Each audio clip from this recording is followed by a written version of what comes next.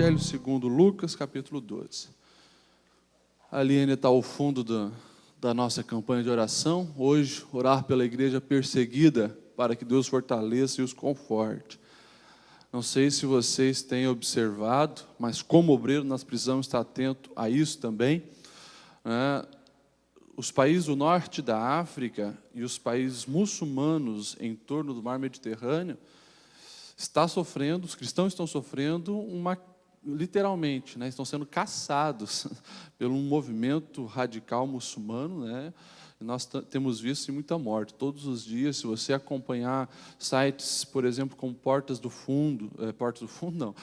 Abertas, Portas do Fundo, eu vou falar justamente da questão da pós-modernidade. Portas Abertas, o Gospel hoje, você vai ver, irmãos, nós precisamos realmente orar pela igreja perseguida. Que hoje você tire pelo menos essa meia hora de oração, estar clamando pelos nossos irmãos. Nós que vivemos no Brasil não temos noção do que é essa realidade de perseguição, mas literalmente a coisa está feia. Claro que Deus usa todas as circunstâncias, mas nós precisamos clamar para que Deus esteja fortalecendo nossos irmãos. Na nossa palestra, então, nós vamos falar rapidamente sobre o obreiro na pós-modernidade. Abriram lá, Lucas 12, 54 ao 56, amém? Diz assim: dizia Jesus à multidão: quando vocês veem uma nuvem se levantando no ocidente, logo dizem que vai chover, e assim acontece. Quando sopra o vento sul, vocês dizem, vai fazer calor, e assim ocorre. Hipócritas, vocês sabem interpretar o aspecto da terra e do céu, como não sabem interpretar o tempo presente? Amém? Que ele está sentado. Se você quiser vir mais para frente, você que está lá atrás, tem bastante banco vazio aqui, Os presbíteros, o pastor Nilton está pedindo, os presbíteros aqui, os diáconos aqui, Quem vai ser consagrado? Presbítero aqui na minha direita, na esquerda da igreja, e diácono aqui. Pode ir mais para frente, Os auxiliar aqui nessa primeira carreira de bancos. Amém? E se você conseguir chegar um pouco mais à frente, ficar para cá dessas duas caixas pretas ali é melhor, porque daí ele não precisa ligar o som lá de trás, e a gente não atrapalha também os vizinhos. Tá? Isso, obrigado, meus queridos.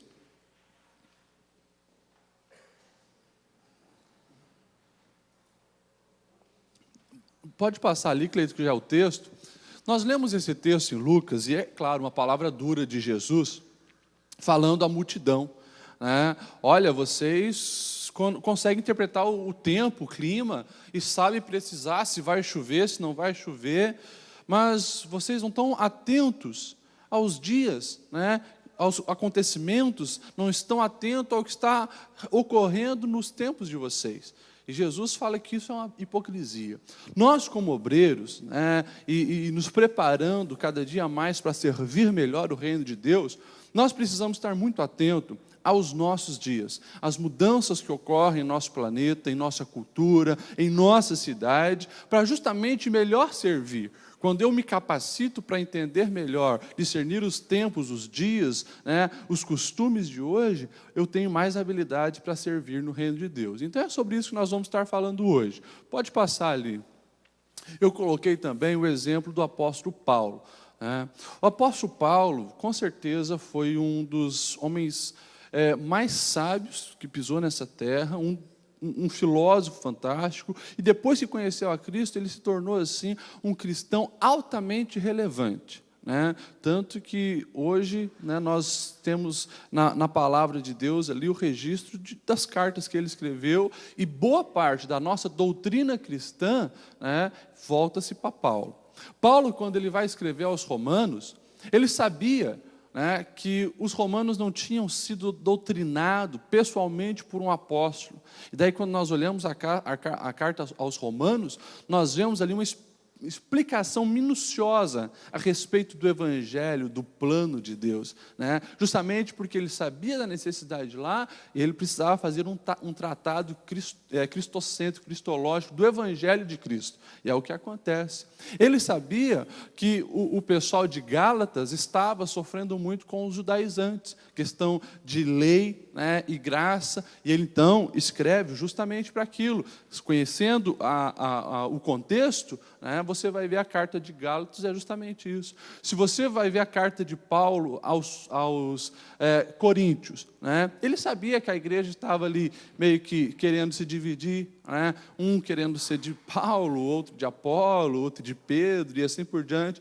Então, ele bate em cima disso. Ele sabia que a igreja de Corinto estava valorizando mais os dons do que os frutos, né? Então, ele escreve, né, a respeito dos dons e fala lá a respeito do amor. Paulo, na sua sabedoria, no seu conhecimento do contexto, ele realmente dá conta do que Deus confiou para ele, né? Que justamente tratar aquilo que precisava ser tratado, porque conhecia o contexto. E mais uma vez eu enfatizo, nós como obreiros seremos cada dia mais eficazes se soubermos ler as mudanças que estão acontecendo em nossos dias. Quando nós falamos de pós-modernidade, né, a gente precisa entender que houve a pré-modernidade, modernidade e na pós-modernidade, né? Ali está um resumo muito simbólico disso, mas se a gente olhar antes da modernidade, a gente vai ver justamente que a igreja, né, cristã, principalmente a famosa católica romana, era o centro de tudo, né? Se eles falaram, não, a gente acha que é assim, Deus diz que é assim, ponto, acabou, né? Se eles disseram que a terra é o centro de tudo e o sol gira em torno da terra, quem se levantasse contra, né, iria morrer, e era assim, né? A igreja católica, né, colocamos entre aspas, representando a Bíblia e Cristo, né, eles antes davam e ditavam a lei.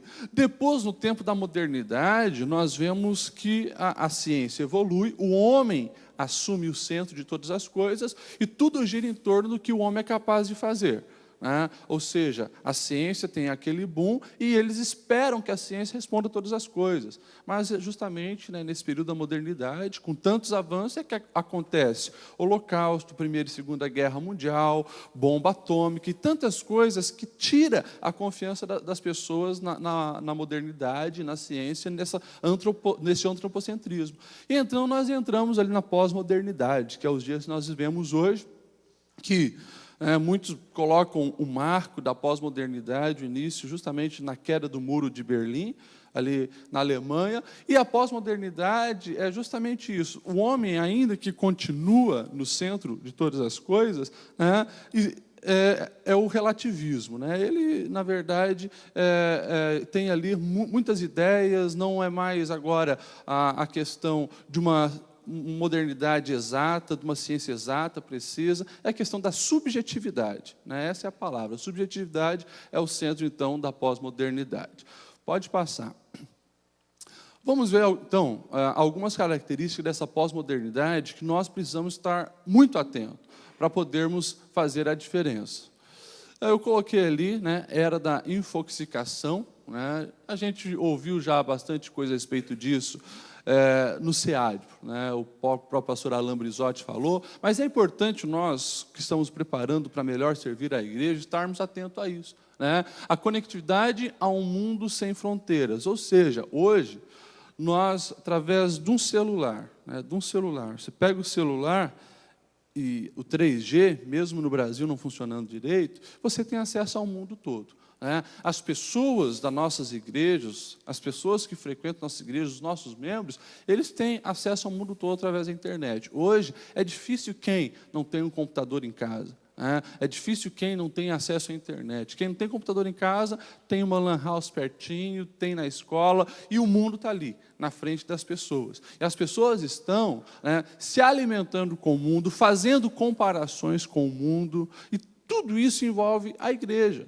Antigamente, você via assim, para um jovem, né, para um jovem querer, digamos assim, inovar na sua igreja, ele precisava visitar uma outra denominação, uma outra igreja, saber o que estava acontecendo lá, né? Daí ele queria mudança. Hoje, gente, né, eles estão ali comparando o culto deles com o culto do Hillsong lá na Austrália, né? E querem trazer muitas coisas de lá para cá.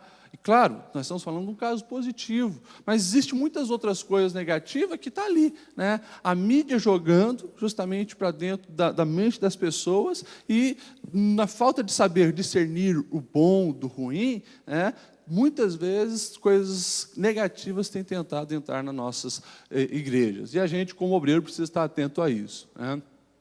Coloquei ali, sabe o que houve no mundo nas últimas 24 horas, mas não consegue encaixar na cronologia de sua vida. Isso aqui é uma verdade, né? Essa geração de hoje está atento ao que acontece no mundo todo. Nós, na verdade, nós obreiros, nós adultos, né, nós senhores, nós já somos tão influenciados pela mídia que a gente se torna dependente de notícias, né? A gente assiste um jornal lá na Globo, depois assiste da Record, assiste da Band, assiste da SBT. Às vezes é tudo a mesma coisa, mas a gente quer estar por dentro, por dentro. Não que isso seja ruim, não que isso seja ruim. É claro que se a gente não se disciplinar, isso toma o nosso tempo.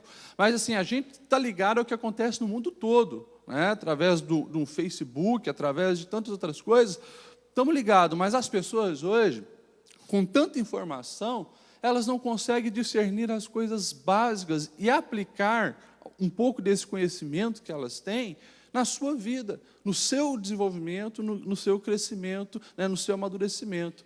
Nós temos visto também, né, uma geração que nasce conectada. E aí a gente fala já dos nossos adolescentes, né, e as nossas crianças. Meu filho tem 4 anos, ele pega isso aqui e eu fico assustado quando ele faz coisas que nem eu sei.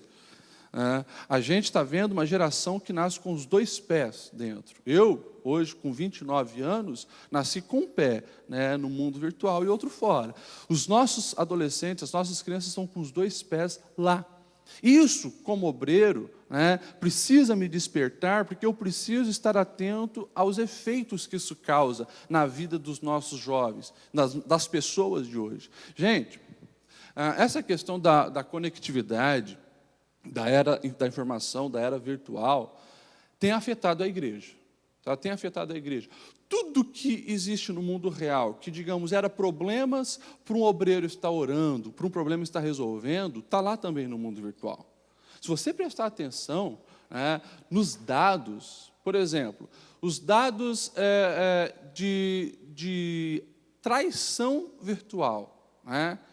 Quantos divórcios têm acontecido pela questão da traição virtual? Hoje, com o Facebook, com as redes sociais, conhece alguém lá, começa a conversar, tal, daqui a pouco foi-se, né?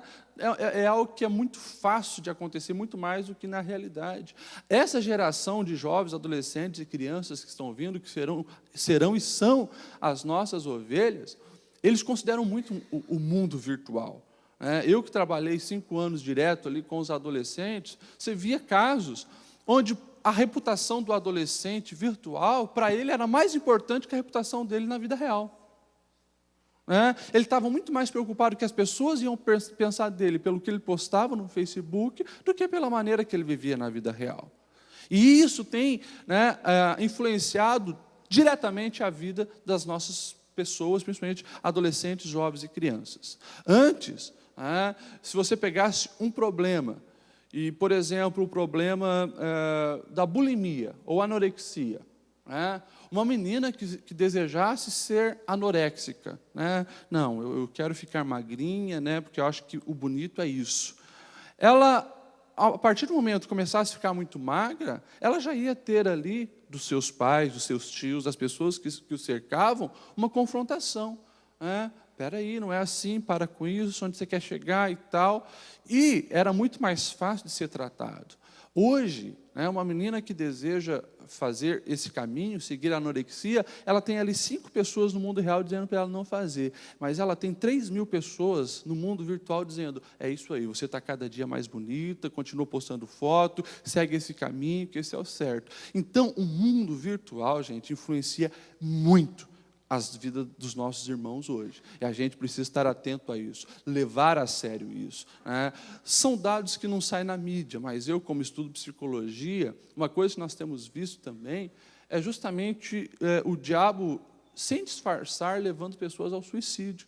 Não sei se você já ouviu falar do suicídio assistido, mas tem acontecido direto no meio dos jovens e adolescentes. Ou seja, pessoas do outro lado da rede, né, incentivando os adolescentes, os jovens a se matar, né, e fica ali, então, através de uma webcam assistindo. Tem acontecido mais comum do que a gente imagina. É claro que isso aí eu estou falando de um extremo negativo que acontece. Mas se você começar a olhar nos mínimos detalhes, gente, quantas fofocas, quantos problemas surgem lá na tua congregação de coisas que começou no Facebook, né? De um rapaz que, na inocência, curte a foto de uma outra pessoa e arruma uma briga para o seu casamento, né? Uma frase, um comentário que alguém coloca no Facebook gera divisão dentro da igreja, e tudo isso afeta a nossa comunidade. Então, como obreiro, a gente precisa estar muito atento nessas mudanças. Pode passar ali. Se ratifica a ideia que informação é poder. Então, na busca, as pessoas sabem muito, mas tudo superficialmente, o que gera uma falta de fundamento, prejudicando a capacidade de escolha e os caminhos da vida. E nós também colocamos ali sociedade midiática, dependente e influenciada pela mídia. Então, irmãos, né, nessa era da informação, infoxicação, nós precisamos estar muito atentos. Tá? Justamente porque estamos sendo bombardeados e a nossa sociedade, os nossos irmãos, a nossa igreja não tem sabido filtrar isso. Tá? O pastor Nilton falou, se eu não estou enganado, na última reunião, justamente, né, de irmãos que acreditam em tudo que aparece na internet ou na mídia. Né? E a mídia tem feito uso disso, o diabo tem feito uso disso para desmoralizar a igreja. Desmoralizar a liderança e assim por diante. Se nós, como obreiros, não estivermos atentos a isso, orar a Deus, estar ligado na verdade, fato, a gente começa a ser mau obreiro. A gente começa, na verdade, a lutar contra o reino de Deus. Literalmente, quem não ajunta, espalha. Que a gente venha estar atento nessa questão. Pode passar? O hedonismo, né? Eu coloquei ali, o hedonismo proclama o prazer como o fim supremo da vida. Por isso, os hedonistas baseiam sua existência na busca pelo prazer. Irmãos, isso aqui é uma característica muito presente do nosso tempo, né? A busca desenfreada pelo prazer. Pode passar, ó. Coloquei ali. Para se alcançar, então, o máximo de prazer que a vida pode oferecer, algumas atitudes são tomadas. Primeiro, a aparência se torna essencial, né? Venda uma boa imagem e receba elogios. É o que nós estamos vendo hoje. Nunca teve uma geração fisicamente tão bonita como a atual. Né? As pessoas, né, querem se cuidar, vestir bem, se arrumar bem, né? Estar malhadinha, mas justamente prioriza isso acima da essência, acima da espiritualidade, acima da moralidade, acima de um caráter, né, polido e abençoado. Então nós temos visto aí, né, as pessoas valorizarem isso justamente, o objetivo é receber, né, atenção, receber elogio, o prazer, né, de ser atenção, o prazer de estar no foco. Coloquei ali, né? O sexo é praticado em diferentes versões, né? Sempre buscando o mais prazer. E aí a gente tem a questão da homossexualidade, né? Tanto masculina quanto feminina. Ali nós temos, né? E você pode achar absurdo, mas a questão de swing, ou seja, são coisas, irmãos, que estão aí. A mídia, com certeza, tem influenciado e contribuído para muito isso, mas há um mês atrás, o irmão me chamou na hora do culto, pastor, preciso urgente conversar contigo. Eu estava na recepção, né, era culto dos jovens, eu estava lá abrindo, fechando a porta para os irmãos, preciso urgente conversar contigo, nós descemos ali embaixo. Pastor, eu era diácono, e há uns 5, 6 anos atrás, né, comecei a enfraquecer pelo meu vício na pornografia. Depois, pastor, eu levei a minha esposa, né, para as casas de swing, aqui da região de Balneário. Ou seja, estava aqui com a gente, um crente. Isso tem acontecido, irmãos, infelizmente, com frequência. Não é algo anormal, algo que antes só estava lá fora, está entrando dentro da igreja, mas a humanidade é levada a isso, uma busca desenfreada pelo prazer. E nós, como obreiros, nós precisamos estar atentos, justamente pela influência da mídia, que tem colocado o sexo, e talvez sexo e os vícios, né, como as principais fontes do prazer. Ou seja, não tem prazer além de sexo cada vez mais louco, mais distorcido, né, e dos vícios. Isso é o prazer. E a gente tem visto, né, comumente as pessoas da nossa comunidade, da nossa igreja entrar por esse caminho. Pode passar ali. Bom, as pessoas hoje se relacionam então com quem pensa igual a elas, né? E aí nós temos visto surgir as tribos urbanas, né? Isso tem sido muito comum, justamente pelo fato de que, poxa, né, o que importa é meu prazer, eu não vou ficar, né, andando com pessoa que pense contrário a mim, que fique me confrontando, né? É claro que ali eu coloquei um exemplo um pouco mais radical, que é justamente as tribos urbanas, os emos, os punks e assim por diante. Mas eles andam no grupo deles porque todos pensam da mesma maneira, todos têm a mesma visão, a mesma interpretação do mundo. Só que se você parar para pensar nas igrejas hoje, acontece desse jeito. Né? Ou seja, a partir do momento que eu penso desse jeito, eu vou andar dentro da igreja, né? Vou me relacionar com as pessoas que pensam igual a mim. E se tem um irmãozinho que está me confrontando pelo jeito de eu ser, se tem um pastor que está ali, né, me confrontando pelo que eu falo, pelo que eu penso, é simples, né? Eu vou para um lugar onde, né, se adequa à minha realidade e pronto. Então, são coisas que a gente precisa também estar atento nos nossos dias. Pode passar. Ter a razão me dá prazer, né? E ali eu coloquei, né, o aumento do divórcio também como isso. Queira ou não, o hedonismo tem influenciado as famílias, né, e tem causado divórcio. Ou seja, está fora de moda o perdão. Está fora de moda, né, o perdoar, o arrepender-se, o reconhecer o erro. Tudo isso está fora de moda. Porque no mundo hedonista o que importa é o meu prazer. Eu não tenho prazer, né, a não ser se eu sou um verdadeiro cristão, eu não tenho prazer em falar que eu estou errado, né, e o outro está certo. E nós temos visto isso afetar todas as áreas e talvez uma das principais é o divórcio. Para pensar nos divórcios que você tem visto ao seu redor. Porque antes, né, a gente via tudo isso, né, questão do divórcio, questão das drogas, questão da prostituição, tudo isso era muito longe. Né?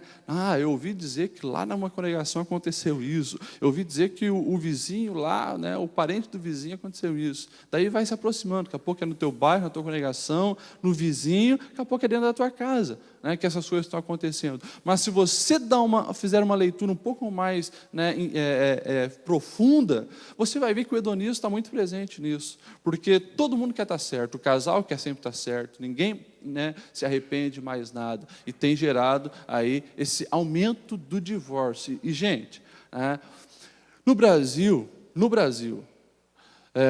na última pesquisa, se eu não for enganado, 2012, ou seja, ano passado, começo do ano passado, que eu acho que era o resultado de 2011, mostrou que já é praticamente 50% dos casamentos que acontecem, né, eles acabam em divórcio, nos que são registrados em cartório. Isso em torno de 2011. Né? Nos Estados Unidos, né, é um pouco maior essa realidade. Então, são coisas que a gente precisa estar bem atento aí da nossa realidade, porque nós, a partir do momento que acontecem os divórcios, né, nós estamos já lidando com famílias diferentes dentro das nossas igrejas.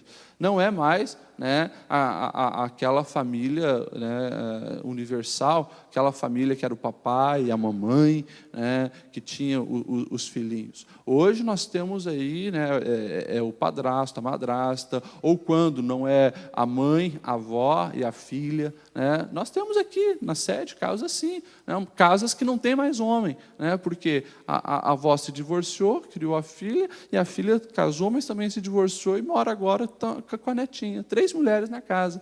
Né? Então, nós estamos lidando com famílias diferentes. E tudo isso, a gente precisa estar atento para realmente que o evangelho, né, ele venha a ser também compreensível para aquela família e a gente possa, né, trabalhar aquilo que precisa ser trabalhado, corrigir os erros que precisam ser corrigidos ali. Pode passar. Bom, faz o que dá prazer, negligenciando as consequências, né? E eu coloquei ali como uso de drogas, né, como a forma mais clara da gente entender isso, né? Que é uma coisa que faz parte do hedonismo, que é aquela busca desenfreada pelo prazer e, no geral, né, negligencia as consequências que aquilo pode dar. Ou seja, nós vivemos, mais uma vez influenciada pela mídia, uma geração que preza muito pelo prazer, né? E pensa em realizar o desejo momentâneo, esquecendo do sonho de vida. E a gente tem visto as pessoas, o aumento do uso das drogas. É assustador. Mas se você pegar os dados, nós vamos ver que o crack já está em 99% dos municípios do Brasil. Talvez até 100% já hoje. 99%. E a droga, ela evidencia justamente isso. Todo mundo sabe, o próprio viciado sabe, que a droga destrói, que a droga acaba com a vida financeira, com a vida familiar e assim por diante. Mas o desejo, o prazer que precisa ser suprido naquele momento leva as pessoas a se viciarem. E quando a gente olha um pouco mais sutil essa parte do hedonismo, onde as pessoas querem realizar o seu prazer sem levar em conta as consequências, a gente vai voltar de novo para as famílias, onde o marido, no seu momento de carência sexual, ele vai lá, para o carro para uma prostituta e quer saciar o seu prazer momentâneo, esquecendo as consequências que aquilo pode levá-lo. A gente vê as pessoas que querem sempre ter a razão, no momento de uma discussão, até com o irmão dentro da igreja, fala coisas muito pesadas, sem pensar nas consequências. Às vezes parte para uma violência sem pensar nas consequências. Ou seja, tudo isso é questão hedonista. Tudo isso é questão de saciar o meu prazer naquele momento, sem pensar nas consequências vindouras. Tá? Pode passar. Observação. Coloquei ali, de maneira muito camuflada, o hedonismo se faz presente até mesmo dentro da igreja, em sermões e músicas que apenas massageiam o ego e glorificam as pessoas, que também resulta no turismo eclesiástico, muda-se de igreja como se muda de roupa. Se esta não se encaixa no meu padrão, eu vou então para a outra. E isso aqui, irmãos, é evidente, vocês têm visto isso, nós vivemos num momento na nossa sociedade complicado, onde nós temos visto, principalmente depois do neopentecostalismo, muitas igrejas se tornarem em empresas. É a capitalização da fé, é a comercialização da fé. E como não importa mais a essência do Evangelho, a verdade do Evangelho, importa ter público que geram recursos. Daí nós temos visto as pessoas, as igrejas, entre aspas, se adequarem à realidade do público. E daí tem surgido todo tipo de igreja, para todo tipo de pessoa. Talvez as mais evidentes aí, que entram nessa questão as igrejas para os homossexuais, como igreja contemporânea, como cidade refúgio e tantas outras aí. Ou seja, e dentro das nossas igrejas, a gente vai ver muito isso. A questão das pessoas saírem justamente por ser confrontada, se essa igreja não cabe mais à minha realidade, então tchau. Se essa igreja não massageia o meu ego, então tchau. Se essa igreja não apenas oferece para mim prosperidade, sucesso e deixa eu servir a Deus do jeito que eu quero, do jeito que me dá prazer, independente se eu sou fofoqueiro, independente se eu sou homossexual, independente se eu sou um marido adúltero, se essa igreja aqui não me aceita, eu vou para outra, na esquina ali tem mais 3. E a gente, então, tem visto essa realidade. E como obreiros, a gente precisa estar atento a isso, justamente para quê? Para não se conformar com o mundo. Para continuar sendo propagadores de uma mensagem autêntica, de uma mensagem verdadeira, que confronte as pessoas, que confronte esse hedonismo, mas que saiba equilibrar o amor que o Senhor teve pelas vidas com a verdade que Ele pregava. A gente precisa, então, ter a sabedoria. Esse discernimento vai fazer toda a diferença na nossa vida. Pode passar. O relativismo, uma outra característica muito forte do pós-modernismo, e eu coloquei como definição ali, né? É uma corrente que nega toda a verdade absoluta e perene, assim como toda a ética absoluta, ficando a critério de cada indivíduo definir a sua verdade e o seu bem. Ou seja, né, não tem mais verdade absoluta. Consequentemente, né, cada um faz a sua verdade, nós temos essa multiplicidade de verdades. Pode passar. E, como eu falei, afeta todas as áreas, né? Nós temos ali a sexualidade, fiquem com quem te agrada, né? Não importa o sexo. Daí nós temos visto homossexualidade, bissexualidade, zoosexualidade e assim por diante. Teve até, nesse tempo atrás, né, aquele Alexandre Frota criticando o pastor Marco Feliciano, né? Dizendo que já tinha tido caso com o pastor Marco Feliciano, tal, sim, né? Ficou meio estranho, justamente porque ele falou, era meio que um momento de brincadeira e tal. Daí o entrevistador perguntou para ele: tá, mas então, o Alexandre Frota, você é bissexual? Né? Se relaciona com homem e com mulher? Ele falou: não, eu já sou pentassexual. Né? Ou seja, né, imagine, se relaciona com qualquer coisa, né, se relaciona com animal, se relaciona com objeto e assim por diante. Né? Mas é uma realidade que a gente vê isso hoje. Né? Ou seja, aquilo que Deus criou, homem e mulher, para o mundo contemporâneo, já não é mais o certo. Né? Justamente porque na pós-modernidade tudo é relativista, então não tem errado. E, se a gente for um pouco mais a fundo, a gente vai ver que justamente o crescimento ateísta, o crescimento do agnosticismo, é justamente por causa disso. Né? As pessoas, se acreditarem em Deus, né, consequentemente vão ter que reconhecer que existe um certo e existe errado. Né, que aquilo que Deus diz ser certo é certo e que o que Deus diz ser errado é errado. Então, para mim não ter esse problema, né, para cada um fazer a sua verdade, eu apenas tiro Deus da jogada, eu apenas nego a Deus. Né, e a gente tem visto isso, né, o crescimento do ateísmo. Mas, enfim, o relativismo ele afeta todas as áreas, a gente tem visto isso aí, né, principalmente, digamos assim, mais claro dentro da igreja, é a respeito do sexo antes do casamento. Né? Gente, e isso não estou falando aqui, né, e colocar um peso apenas sobre nossos jovens e adolescentes, porque eu sei que no papo deles isso acontece.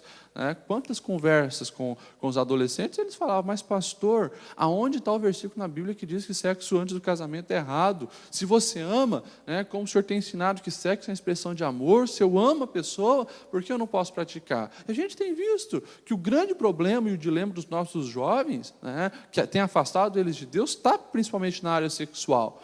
Mas nós temos visto pais, né, autorizarem os filhos. Não, se você ama, filho, né, se você ama o garoto, se você ama a garota, tudo bem, né, traz aqui para dentro de casa, tudo bem vocês dormirem junto aqui. Né, e a gente tem visto isso, irmãos. Nós temos visto no Brasil, tem igrejas que se dizem evangélicas já não se posicionarem, né, de uma maneira tão firme a respeito do sexo antes do casamento. Né? Nós temos visto igrejas até, né, liberar os namorados. Não, se vocês se amam, têm um plano de casar futuramente, já pode aí, né, dormir junto. E a gente tem visto isso. Né? É o relativismo entrando dentro da igreja. Tá? Pode passar. Relacionamentos, né? Eu falei já um pouco sobre isso, né? Família não é mais pai e mãe, os filhos, né? Filho, 2 pais, 2 mães, e tios, avós, e isso tem acontecido, né? Não só a questão do crescimento da homossexualidade, que também tem vindo para a igreja, né? Como as mudanças nas famílias. Pode passar. A questão dos vícios, né? O relativismo ele está tão presente que até nessa questão dos vícios ele é real. Né? Muitos são vistos como positivos pela sociedade. Nas festas, cair bêbado é sinônimo de coragem e diversão. Eu estou na faculdade, né, e eu vejo isso aqui, assim, ó, é algo muito presente. Né, muito presente. Os jovens, eles têm, literalmente, né, orgulho de chegar na segunda-feira, e você, né, vai ver isso lá no trabalho, na faculdade, de dizer: nossa, enchi a cara, cheguei a cair, né, fiquei tonto. É como se fosse uma grande virtude. como se fosse, olha como eu sou bom, eu cheguei a cair bêbado. Nós temos visto aí uma geração que fuma xixa e tem assim, prazer de colocar foto lá no Facebook para dizer, olha como eu sou descolado. Então o mundo está tão relativista que os vícios, para muitos, assim, nossa, parece algo muito bom. Nós temos aí, na nossa cidade acontecendo a Oktoberfest, uma cidade que valoriza, e preza uma festa onde toda a atenção é voltada para o chopp, e o ficar bêbado é algo positivo. Para você ver, gente, que mundo que nós estamos vivendo hoje. Um mundo muito perigoso, muito sutil. E todas essas influências que eu estou falando, todas essas características da pós-modernidade, está muito presente ali dentro das nossas igrejas hoje. Pode passar. Questão da mídia. Nos filmes, novelas, não tem mais bem definido quem é o bandido e quem é o herói. Bandidos amam, heróis traem. Eu coloquei ali a propaganda da RBS, que a gente viu bastante sobre isso, mas justamente mostrando que a mula sem cabeça também tem amor. O diabo também ama o seu filhinho. Ou seja, se até o demônio sabe amar, você também precisa saber amar. Mas por trás dessa mensagem tem algo muito relativo, justamente querendo colocar o mal no lugar do bem e o bem no lugar do mal. Se você pegar os filmes que têm alcançado as maiores bilheterias hoje, você vai ver o quê? O herói é um vampiro, que antes era uma figura totalmente negativa. Você vai ver hoje, nos filmes, e os nossos jovens, adolescentes, crianças são bombardeados por isso, tem bruxa do bem, tem bruxa do mal. A série Harry Potter colocou isso muito claro. Você pode ser um bruxo do bem. Ou seja, de uma maneira muito sutil, gente, a mídia tem justamente propagado esse relativismo, questão de certo e errado. E a gente tem que estar atento nessas coisas. Porque a partir do momento que se tem dúvida do que é certo e errado, eu não sei mais o que é pecado e o que não é. Entende? Pode passar. Só? 10, então, 10. Bom, questão da internet, falei já um pouco disso, das amizades virtuais, mas então vamos passar. Se eu só tenho 5 minutos, isso aqui, irmãos, eu coloquei ali, nesse relativismo... 20 minutos, tá? 20 minutos. Então tá. A questão da igreja, muitos já não sabem mais o que é pecado ou não. Isso aqui, irmãos, isso aqui é algo que eu coloquei ali para a gente focar, porque é importante. Eu já, como falei, no pastoreio com os adolescentes, ficava bem claro isso. A igreja, infelizmente, ela não soube lidar com algumas coisas, isso ao meu ver, algum tempo atrás, na questão de separar doutrina e costume, bons costumes. A igreja de 30 anos atrás falava que era pecado o crente ter televisão.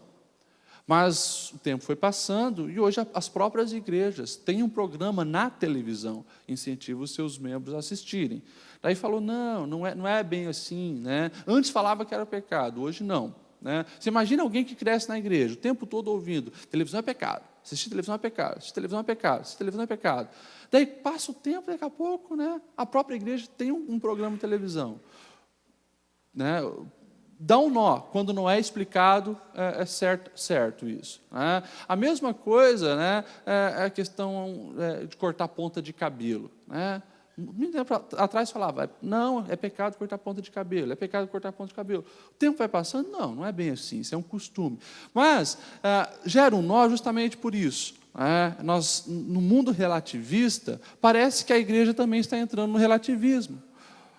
Que o que era pecado não é mais pecado, quando não é bem assim. Foi falta de sabedoria de discernir lá no passado o que era e o que não era pecado, o que é doutrina e o que é costume. Só que daí... Tem hoje, e eu falei, no caso adolescente, tem adolescentes justamente esperando o tempo, o dia então que a igreja vai dizer que sexo fora do casamento não é mais pecado. Porque se televisão, antes era pecado, não é mais pecado, né? Talvez sexo também, um dia fora do casamento, que era pecado, um dia não vai mais ser.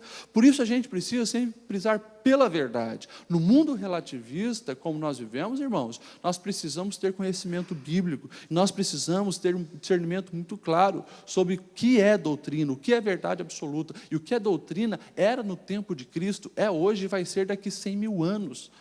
O que é a verdade? É claro que alguns costumes vão mudando, mas a gente, como obreiro, precisamos ter esse discernimento, e fazer, então, essa distinção bem clara para os nossos ovelhas. Pode passar.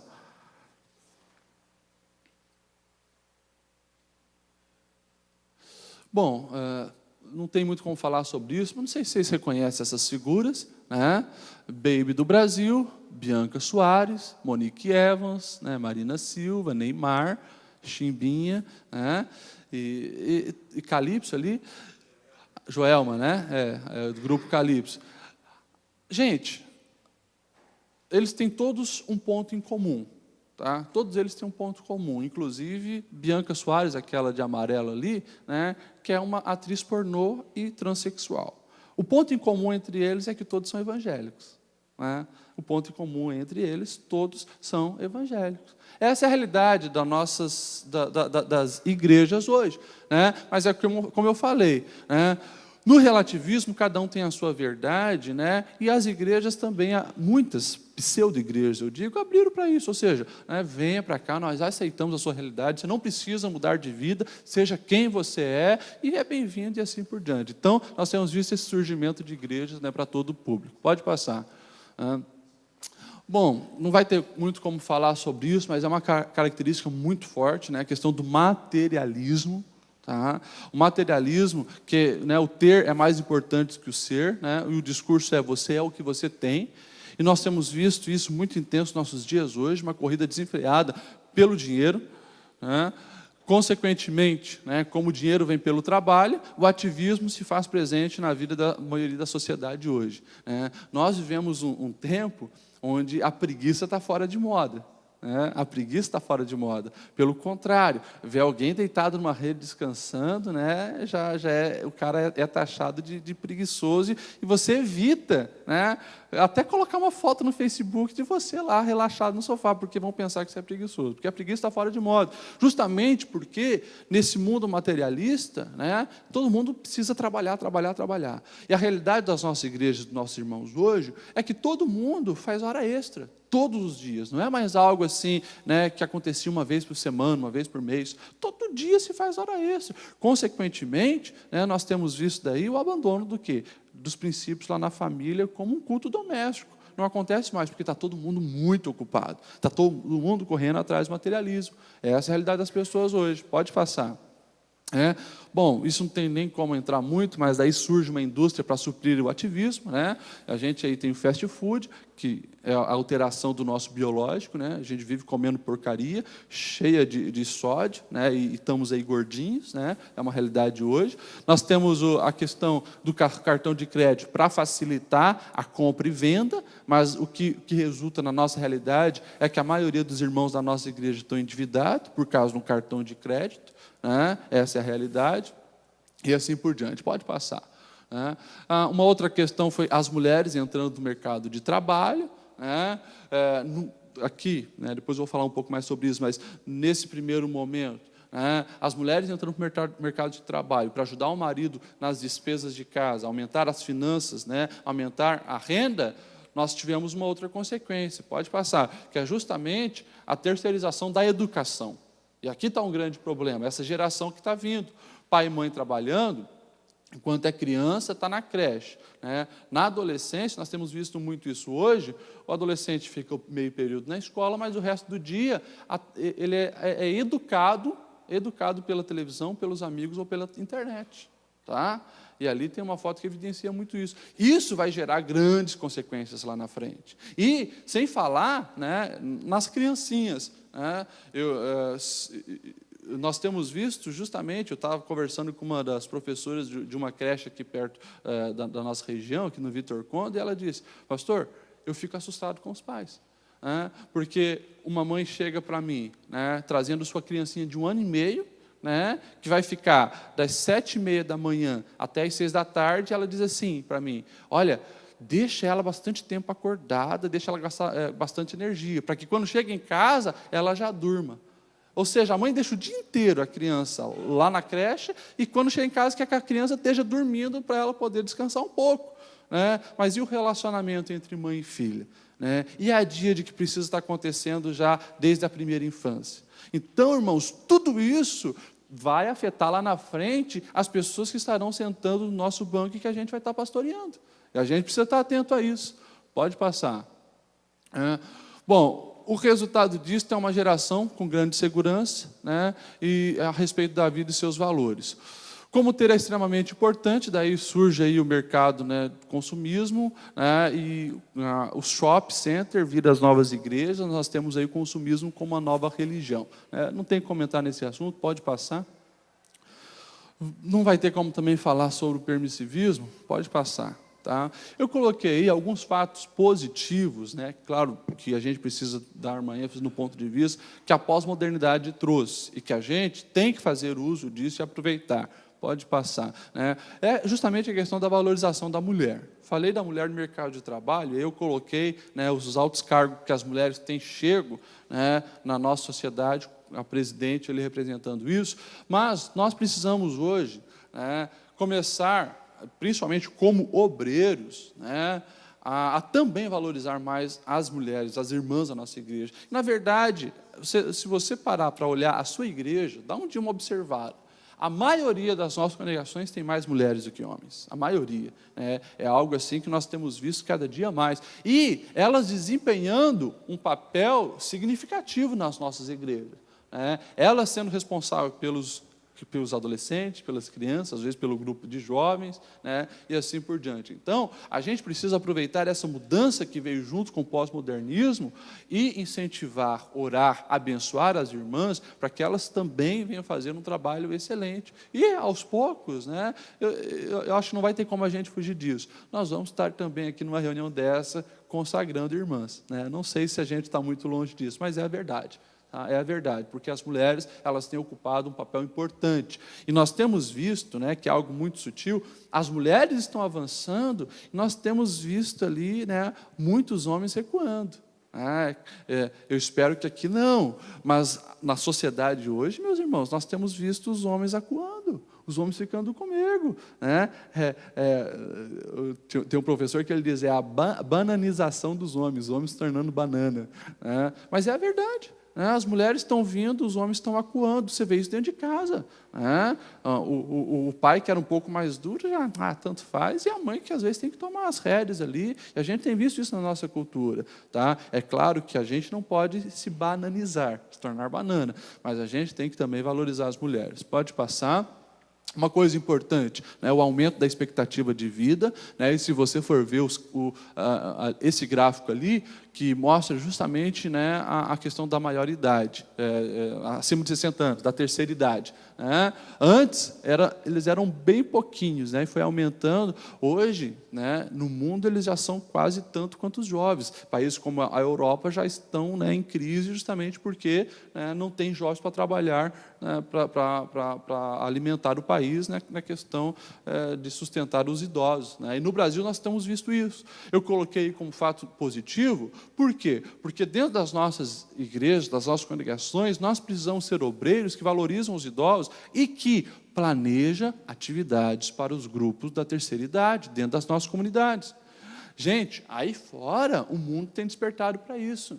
Se você vai ver, de vez em quando, você vai ver esse cartaz espalhado, né, bailando a terceira idade, né, viagem da terceira idade, e estão indo, né, estão fazendo festa. A gente precisa também ter atividades para os idosos dentro das nossas igrejas. E, né, cada dia isso vai se tornar uma realidade maior, tá? Porque é uma geração que eles têm recurso, né, capital, e se você, né, não usar eles ali dentro da igreja, com certeza eles vão sair para fora e vão estar envolvidos com coisas até do mundo. Tá? E não pense, né, que essa é uma geração que é bitolada para grandes mudanças. Pelo contrário, esse pessoal que está entrando na terceira idade hoje é a geração da Revolução dos anos 60.